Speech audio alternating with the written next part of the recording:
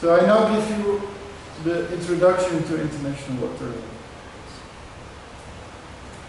First, what is international water law about? So as I said earlier, saltwater use, the water in the oceans, is regulated by the law of the sea, which is an entirely separate area of international law. So what does fall within the competence or the regulative framework of international water law? Well, everything else. But most of the fresh water is situated in, or consists in ice formations. And those ice formations, when they are in permanent state of ice, think of the North and South Pole, they are also excluded from the scope of international water law. So icebergs, those are blocks of ice floating in the sea. They are treated a bit like islands, so you can also appropriate them. And glaciers can of course be a source of the river, and in that sense they do fall within the scope of international water law. But these huge blocks of ice, they are not part of international water law. So that leaves us basically with only aquifers, rivers, and lakes. Those are regulated by international water law. And then you have to distinguish water law and international water law. And of course only transboundary freshwater resources are regulated by international water law. But there are also a lot of rivers and lakes that are situated entirely in one particular state. So there are approximately about 280 transboundary watercourses in this world, of which 180 are shared by only 2 states, and the rest, about 100, are shared by 3 or more. So there are a few rivers that are shared by a large number of states. Think of the Nile, but in Europe think of the Danube. Almost all of Eastern Europe or Central Europe depends on the Nile. On the Danube, sorry. Think of the Mekong River in Asia, so China, Vietnam, lots of countries depend on the Mekong. But most of the transboundary watercourses are shared only by 2 states, so they are situated on the border. Do you know what an aquifer is? Yeah? Okay, I wanted to draw something, I don't know if I can read it. Yes. Okay. This is all very exciting.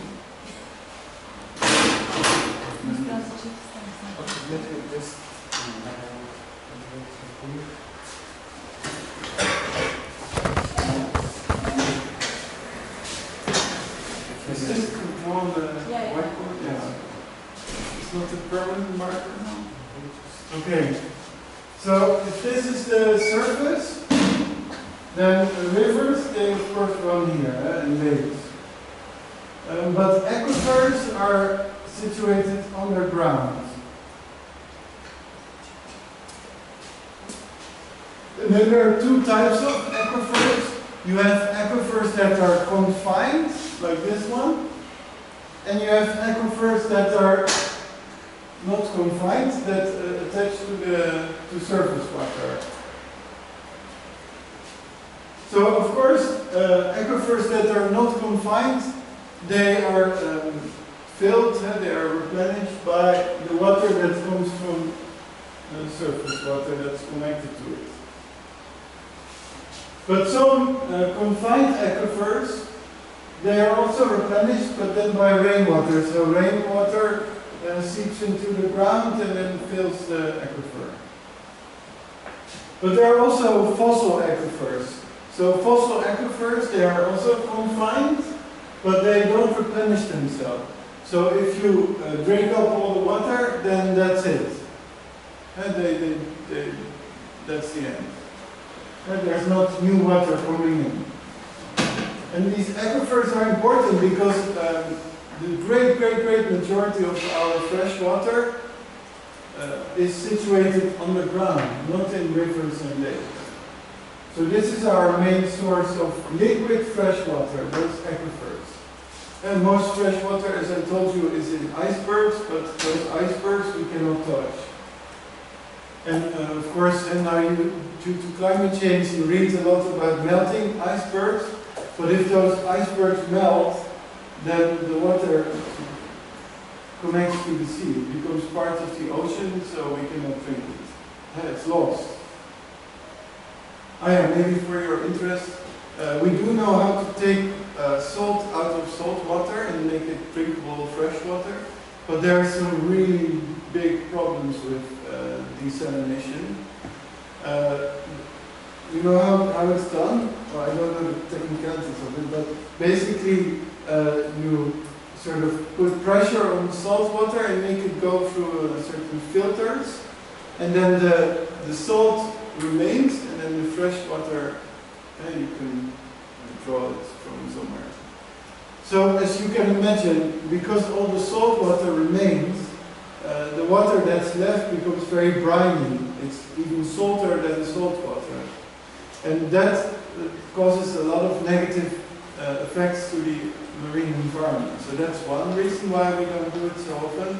That the salt doesn't disappear, it remains in the sea. And then it just stays near the surface. And so the water there becomes very briny. I spent a year on the island of Malta. Malta doesn't have freshwater resources, so they have a desalination plant, and they have a real problem with some of their coast becoming very briny. So now they import bottled water from Italy, and they only use the desalination plant to meet a certain degree of their water needs. The other problem is that it's very expensive. To this desalination process. And it costs a lot of energy. And so if you think of climate change, this is not really a problem, not really a solution, because you need a lot of energy to do this. So then to drink, we rely mostly on those aquifers. An aquifer is, of course, a transboundary aquifer if the border is here somewhere. And as you can see, it looks a bit like an oil field, but then it's not filled with oil but with water. So you have very similar problems that oil fields have. I don't know, you're probably too young, but the Gulf War, do you remember the Gulf War in the 1990s? That was a war between, they were not yet alive. So that was a war between Iraq and Kuwait. And it basically was over a shared oil field. Because if you can imagine, if Iraq starts to drink from the oil field and Kuwait does too, whoever drinks the fastest gets the most oil. It's like when I have a younger brother, and when we were young, we often both get straws and then we drink from the same glass. And then if my brother would drink really fast and I would hardly drink anything, then he would get everything. And that's a bit how this works. And that also can lead to war. And not with my brother, but with, for example, Kuwait and Iraq, they went to war over such a shared oil field. So there are no water wars yet. There's a really bad movie with Kevin Costner called Waterworld, which sort of predicts what the future would be like if fresh water becomes a really scarce resource. So there they really do fight over water. But hasn't happened yet. I mean, some people say that one of the reasons the war in Syria started was a big drought in parts of Syria. So sometimes lack of fresh water can be one of the causes for war, but it's not the cause. So that's our aquifers. Aquifers are not big holes in the ground that are filled with water, but you have to imagine that this is very solid rock, and then this is very solid rock, and this is more porous rock, and it works a bit like this, like a sponge. So this more porous rock can absorb the water, and then we can draw the water from there. That's a bit how it works.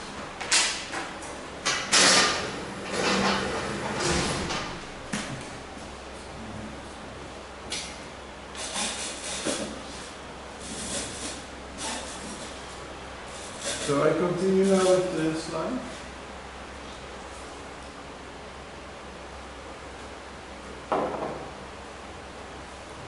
Yeah, so big rivers, Danube shared by 17 states, Nile shared by 11 states, but those are really the exceptions. So most aquifers, but also most rivers and lakes are only shared by 2 or a handful of states.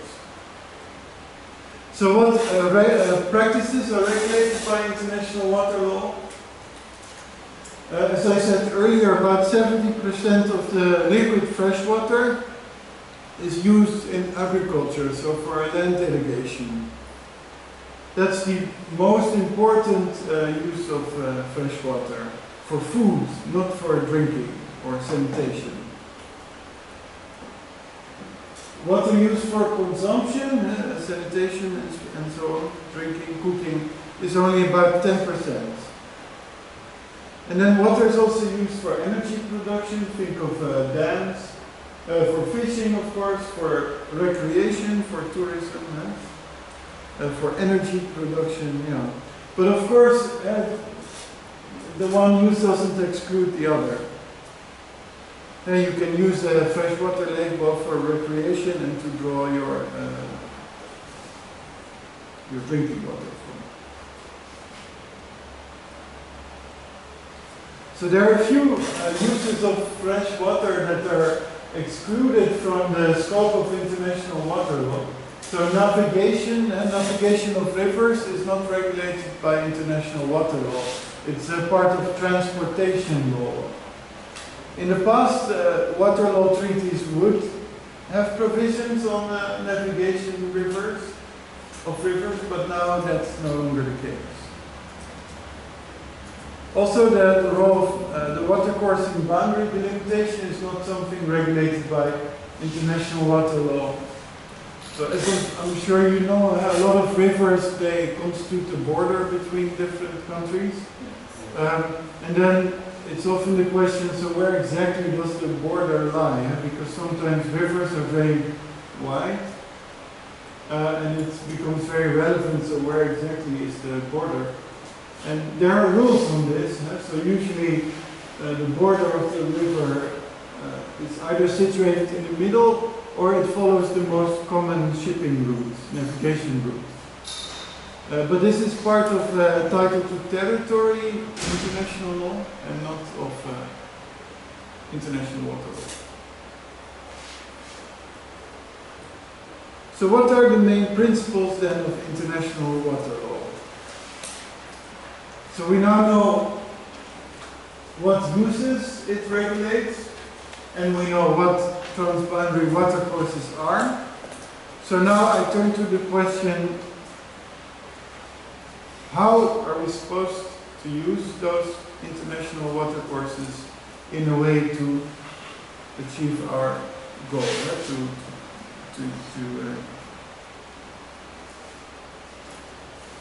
to get sufficient water for irrigation, consumption, energy production, fishing, and so on. So there are 4 types of principles in international water law. International water law is not so difficult, I think, as a discipline of international law. It's not very complicated. So there are 4 different principles. There are water sharing principles, there are cooperation principles, there are environmental principles, and there are dispute settlement principles. So basically, water sharing principles, there are only 2. That's the equitable and reasonable use principle, and the principle that obliges you to prevent causing of significant harm caused in or by your state to your neighbor. And then there are these cooperation principles. You can have very thick cooperation, like the setup of joint institutions, or you can have more international cooperation, duty to exchange information, consult, inform each other, etc. So sometimes the management of a joint river is left almost entirely to a commission, a supranational institution, but sometimes states just prefer to do it themselves. And then there are the environmental principles. The obligation to protect and preserve the watercourse ecosystem is the most important one, and the obligation to prevent pollution of the international watercourse. The obligation to prevent pollution, as we will see, is basically a variation of the no-harm principle. And so those two very closely relate to each other. The obligation to protect and preserve watercourse system is really a standalone principle that is unrelated to either the equitable reasonable use principle or the obligation to prevent harm. And then there are dispute settlement principles. So, for example, the UN Watercourse Convention prescribes a particular method for dispute settlement over the interpretation and application of the Watercourse Convention. So I wanted to begin with the water sharing principles. Now you have equitable reasonable use, and you have the obligation to prevent causing of significant harm. So that's where we are now. But to properly understand those principles, I think it's good if I show you how we got here, because it's basically a compromise between two different extreme positions. And I think it's also easiest to understand, to properly understand the compromise positions if you know what they are compromised of. So the two extreme positions, I mean, you can also figure those out yourself, is the absolute territorial sovereignty principle and the absolute integrity of the watercourse principle. I mean, that's a bit obvious if you think about what would be the two extreme positions when it comes to sharing a watercourse. Well, obviously the one would be to say that whatever water is in your territory is yours, you can do whatever you want with it. That would be one extreme position, and the other extreme position would be to say the watercourse is not yours, it's nobody's, and you have to leave it basically untouched. So none of these two positions has ever been seriously entertained or proclaimed, not even in history. So if we begin with the first one, the absolute territorial sovereignty theory. So that basically, the argument is basically, if there is water in your territory, then you can do whatever you want with it. And there's a very famous dispute between Mexico and the US on the Rio Grande. So here you see a map.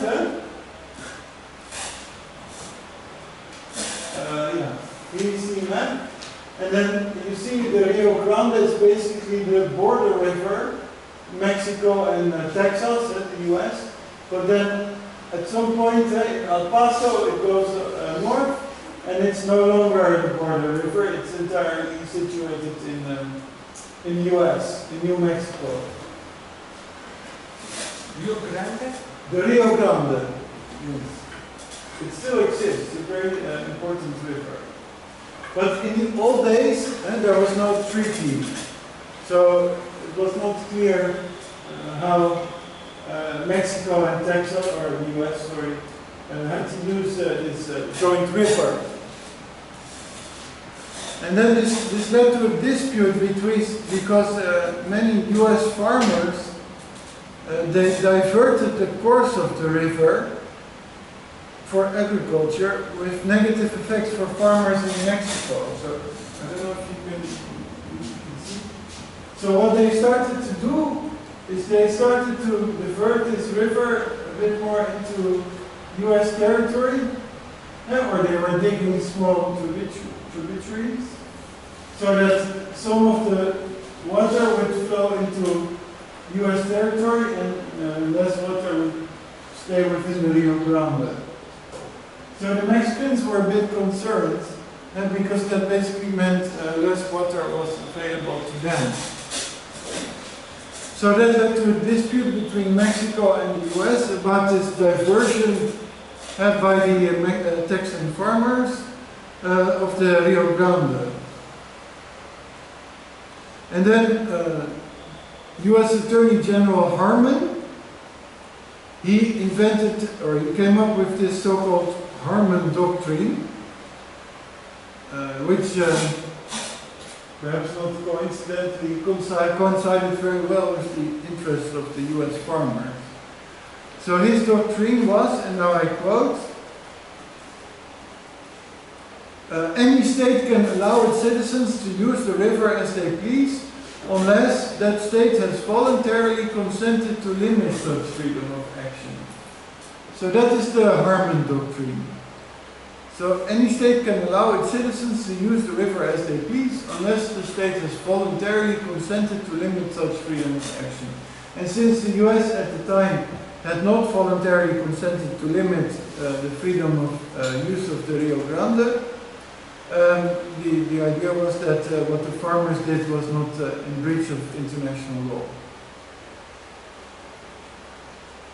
But, okay, that was the Harmon Doctrine, but the US never, that's Harmon by the way, on the top right, on the bottom right. But that doctrine was never formally embraced by the US government. And there you see the Rio Grande. Instead, very soon after this incident in 1906, the US and Mexico concluded an agreement on the equitable use of the Rio Grande. So that's one of the oldest international river water law treaties. And so the Harmon Doctrine was rejected only a few years after it was proclaimed. Because everybody realized it would be unfair to the Mexican farmers, but it would also lead to a situation, a bit of cowboy situation, that whoever gets to the water first owns it. I mean, now it was the US farmers that diverted the course of the Rio Grande River, but according to the Harmon Doctrine, the Mexican farmers could do the same. So that, I think, is why even the US was not so enthusiastic about the Harmon Doctrine, because they were afraid Mexican farmers would take up the example and start doing the same. And that would basically destroy the Rio Grande River. That's why they prefer to conclude a treaty. So the absolute territorial sovereignty theory is rejected.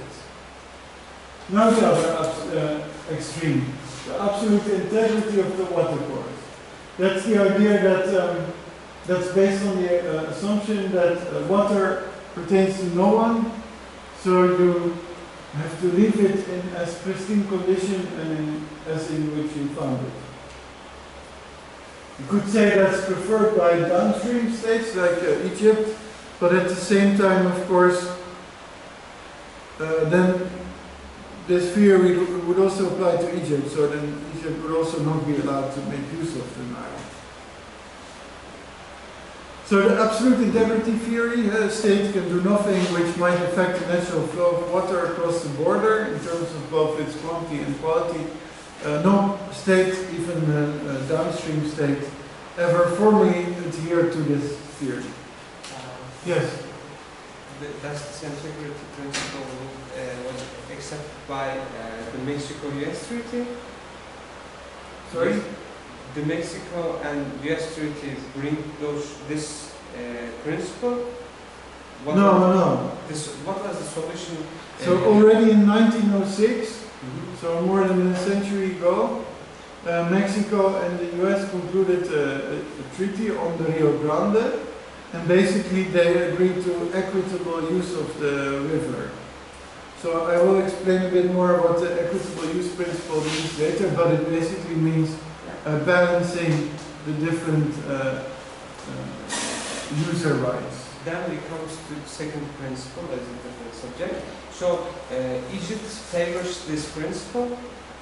No. You could argue that Egypt, as a downstream state, would favor the other principle, the absolute integrity of the watercourse principle. But that's not entirely true, because this absolute integrity of the watercourse principle basically tells you you cannot touch the river. And you could argue that this would be advantageous to Egypt, because then it could hold Ethiopia to not touch the river. But the same principle would also apply to Egypt itself. So then Egypt itself would also not touch the river. So it's not particularly helpful to Egypt and to most downstream states. So you need to find compromise. And then two different types of compromises have been proposed. So first, the limited territorial sovereignty, which is the prevailing theory in international water law today. And it probably always has been the prevailing theory. No? Remember that the Harman Doctrine was never seriously entertained even by those that invented it, that's the US. So the limited territorial sovereignty theory, that's the prevailing theory today. And this is about balancing the different user rights of states that share international water course. So there's two ways to achieve this balance. First, you can focus on joint ownership of the river. And so you can see the river not as belonging to the sovereignty of the state in whose territory the river flows, but you can consider the river as joint ownership. So if you think of the Nile, for example, then you don't say the part of the Nile in Ethiopia is sovereignty of Ethiopia, the part of the Nile in Sudan is a sovereignty of Sudan, part of the Nile flowing in Egypt is sovereignty of Egypt. No, you say the Nile is the joint ownership of all these states. They are jointly owner of the river. So the watercourse is then seen as a unity to be used equitably and reasonably by all those states involved. But you can also adopt a more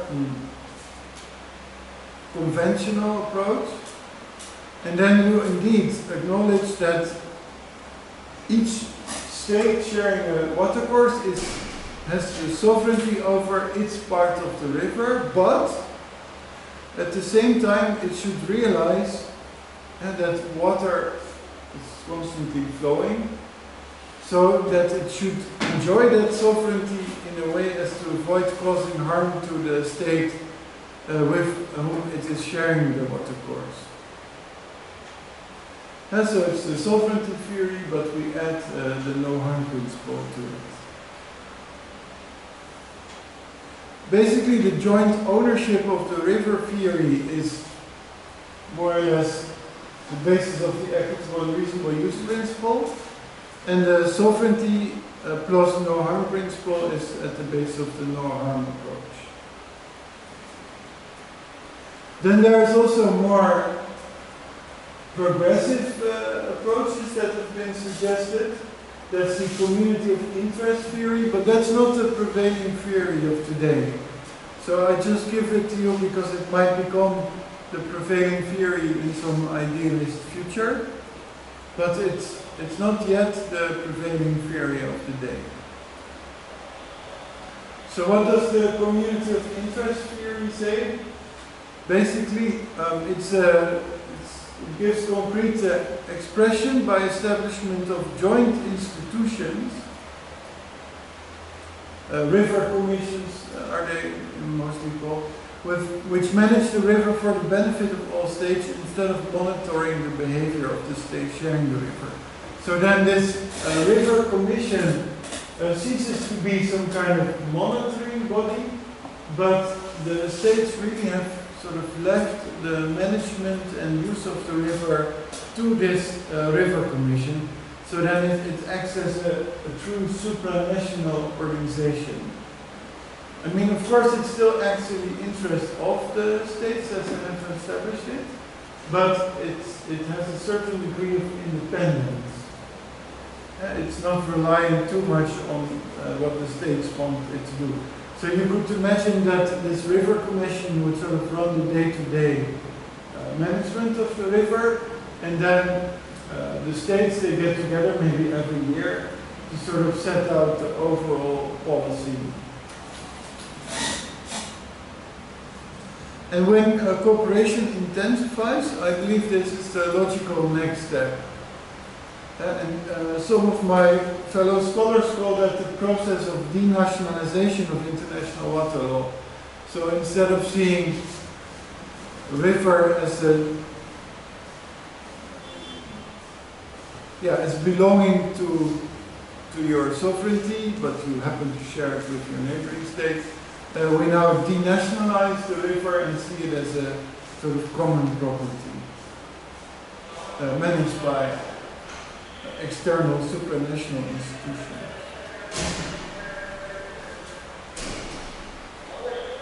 So then this is where we end up if we translate the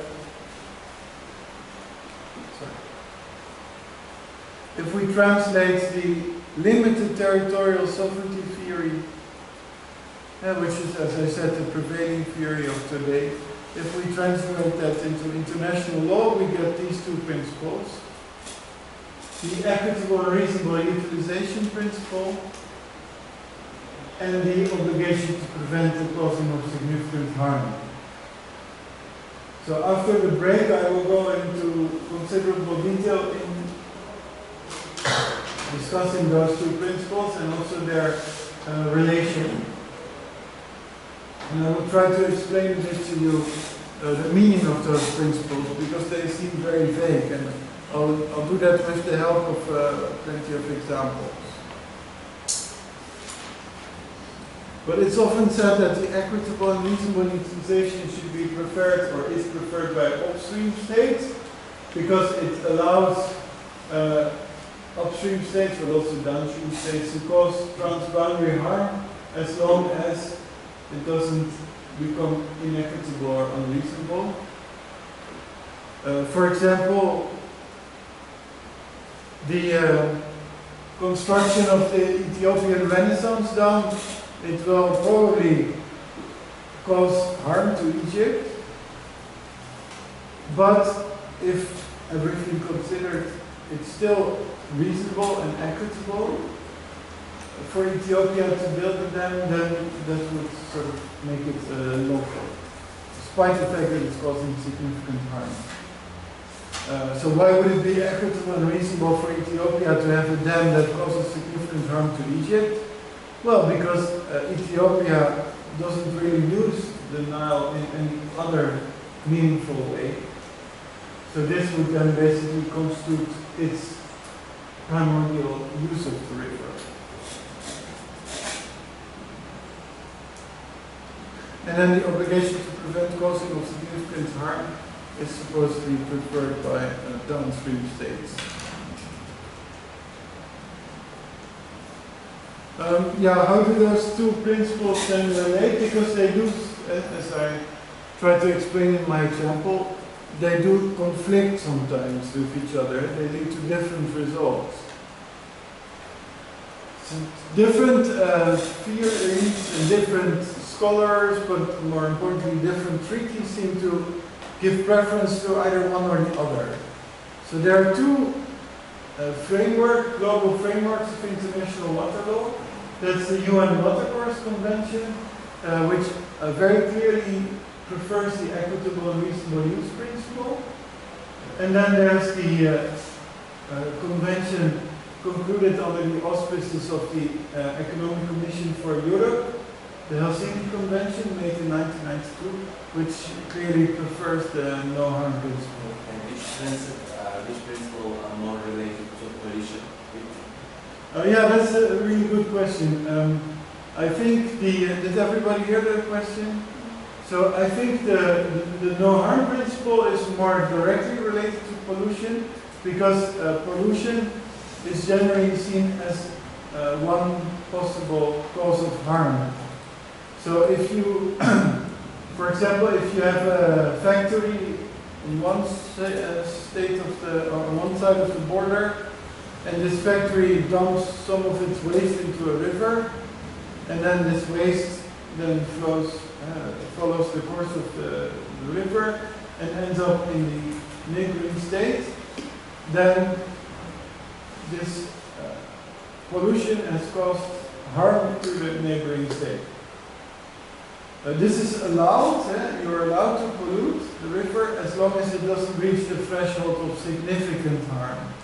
So a little bit of pollution is allowed, as long as it doesn't reach the threshold of significant harm. So that is pollution under the no harm principle. If you look at pollution from the perspective of the equitable and reasonable use principle, then you just assess whether the use of the river by this polluting industry is equitable and reasonable if you compare it with the other uses of the river on both sides of the border, and with possible alternatives. So if it would be, for example, relatively inexpensive for this corporation to function without polluting the river, if it could dump its waste somewhere else, or maybe it could treat the waste first before dumping it into the river, then not doing so would be unequitable and unreasonable. But if this industry is sort of the lifeline that provides it's basically the only economic activity in the state, and if the industry has no other place to dump its waste than in the river, then dumping this waste in the river might be equitable and reasonable, even when it causes significant harm to the other states. And so if you apply the equitable and reasonable use principle, you have to consider all the relevant circumstances and not focus so much on the degree of the harm. So there you see that the two principles can lead to different results in their application. So I think let's now take a short break, and then after that I will explain a bit where to find the most important principles of international water law. So I will look a bit at the codification of international water law. And then, so we now take a 10-minute break, and then we continue for an hour, and then it's 10:40, so 11:40. Yeah, so we continue for a bit more than an hour. Okay, until 1 o'clock when we have the lunch. Is that okay? Yeah, so we're going to start at 40? 10:40? Yeah, 10:40. Okay, finished.